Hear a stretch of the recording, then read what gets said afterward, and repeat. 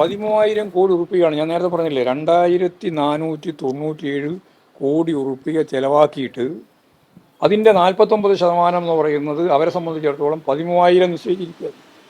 13,000 കോടി. അപ്പോൾ വലിയ രീതിയിലുള്ള ഒരു ഡീലാണ് മുഖ്യമന്ത്രിയുമായിട്ട്, അദാനിയുമായിട്ട്, MSC കമ്പനിയുമായിട്ട് ബന്ധപ്പെട്ട് നടന്നിട്ടുള്ളത് എന്ന കാര്യത്തിൽ യാതൊരു സംശയമില്ല. അല്ലെങ്കിൽ ഇത് റദ്ദാക്കണം എന്ന് തന്നെയാണ് ഹൈക്കമാൻഡിൻ്റെ പൊതുവായ നിലപാട്. ഞാൻ ഇന്നലെ ഒരു വ്യക്തതയോടുകൂടി ചോദിച്ചത്, പറയട്ടെ രാഹുൽ ഗാന്ധി, ഞങ്ങളുണ്ടാക്കിയ ഡീലാണെന്ന് പറഞ്ഞത് അല്ല എന്ന് പറഞ്ഞതിന് ശേഷം ഇപ്പോഴ് അദാനിയുമായിട്ടുണ്ടാക്കിയിട്ടുള്ള മുഖ്യമന്ത്രിയുടെ ഡീലിനെ സംബന്ധിച്ച് കൃത്യമായ വ്യക്തതയോടുകൂടി പറയേണ്ടത് രാഹുൽ ഗാന്ധിയാണ്.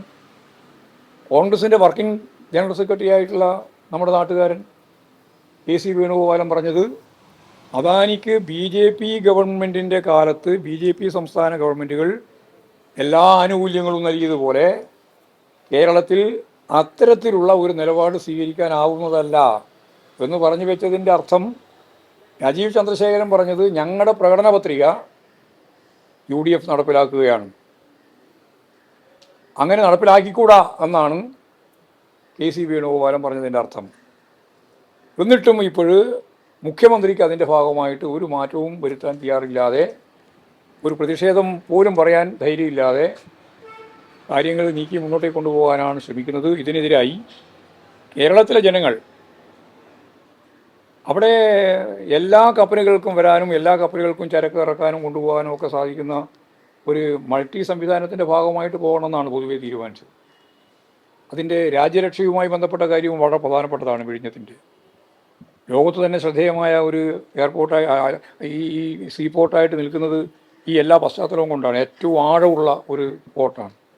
അപ്പോൾ ഇതെല്ലാം വെച്ചുകൊണ്ട് കേരളത്തിൻ്റെ സമ്പത്ത് സ്വകാര്യവൽക്കരണത്തിൻ്റെ ഭാഗമായി ഈ പറയുന്ന ലോകത്തിലെ ഏറ്റവും പ്രധാനപ്പെട്ട കപ്പൽ ഭീമന്മാർക്ക് പൂർണ്ണമായിട്ടും കീഴടക്കാൻ, അതിൻ്റെ ബഹുസുരത, അതിൻ്റെ വളർച്ച പൂർണ്ണമായിട്ട് ഇല്ലായ്മ ചെയ്യാൻ നടത്തിക്കൊണ്ടിരിക്കുന്ന ഒരു ശ്രമത്തെയും കേരളം അംഗീകരിക്കില്ല.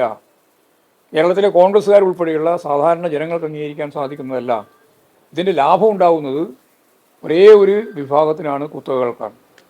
അതിൻ്റെ ഒപ്പം ലഭിക്കുന്ന ആനുകൂല്യം മുഖ്യമന്ത്രി PD സതീശൻ ഉൾപ്പെടെയുള്ളവർക്കാണ്. ഇതാണ് വിഴിഞ്ഞവുമായി ബന്ധപ്പെട്ട വളരെ ഗൗരവമുള്ള പ്രശ്നം.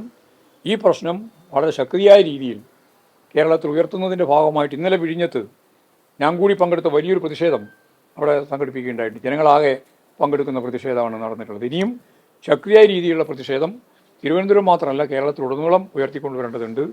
ആ രീതിയിലുള്ള സമരങ്ങളും പ്രക്ഷോഭങ്ങളും CPM എന്ന രീതിയിലും ഇടതുപക്ഷ ജനാധിപത്യ മുന്നണി എന്ന രീതിയിലും പൊതുവെ വർഗ ഭൂജന പ്രസ്ഥാനങ്ങളൊക്കെ നടത്തും എന്ന് തന്നെയാണ് ഞങ്ങൾ പ്രതീക്ഷിക്കുന്നത്.